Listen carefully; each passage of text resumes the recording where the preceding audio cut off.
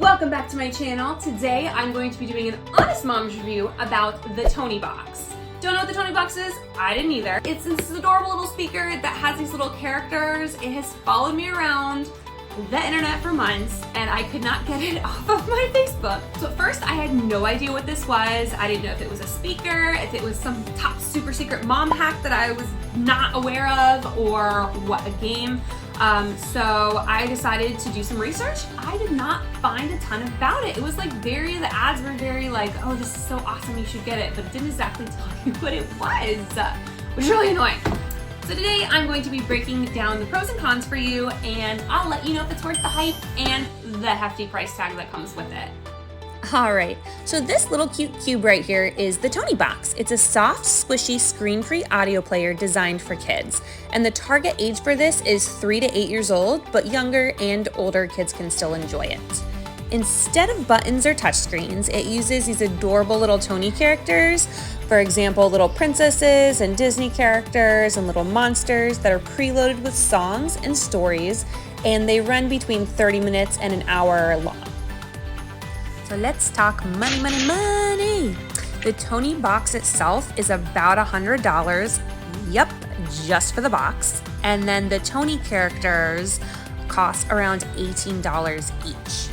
But they do come with bundles where you can have a starter pack with the box and multiple Tonys that is around $150. Depending on how many Tonys you collect, this can definitely add up. So now it is time for the unboxing. So the actual box wasn't overwhelming, wasn't underwhelming. It was cute, and little characters each come in their own bag, which I appreciated. So this is what it looks like here.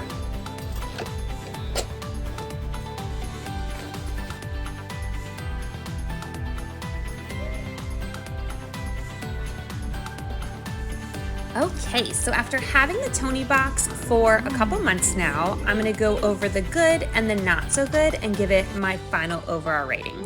So the first thing that I really liked about it is it was super easy to use. You just pop the Tony on and it plays, you take it off and it stops. My 1-year-old got it really quick. She thought it was really cool to swap out the different Tonys and hear the different sounds.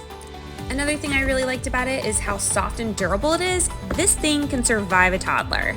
And that being said, my kids even brought it to the park to play soccer with them, and my son actually dropped it off of the stairs. Yeah, it survived. The Tonys themselves are also super durable, and my kids really enjoyed playing with them for the first couple days. My son even brought the Tonys to sleep in his dino house the first night.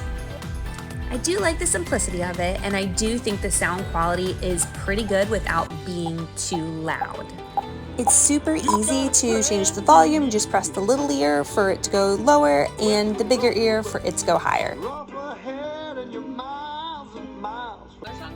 The last thing I really like was the no screen aspect of this, and also that you can move it around. You don't need Wi-Fi, so kids could listen to it in the car on a drive. You don't have to just have Wi-Fi at home to use it. They also do have these cute little Tonys that are customizable, and you can put your own audio there. So you could have like a grandparent reading, or you could read a story.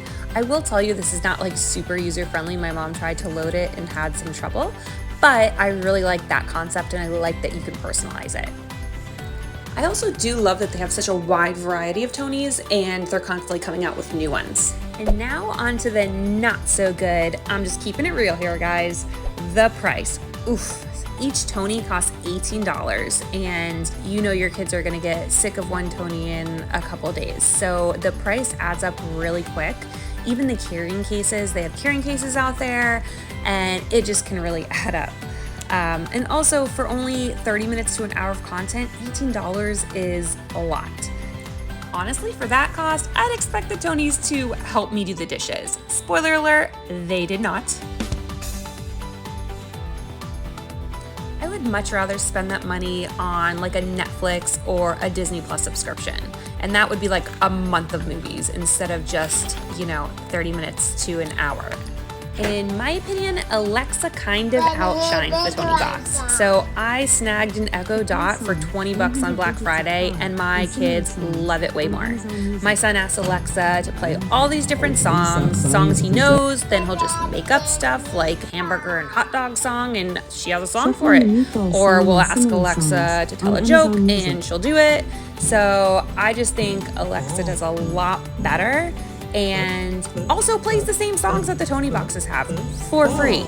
So for way less and not having to do the additional cost of Tonys, I think Alexa's way better.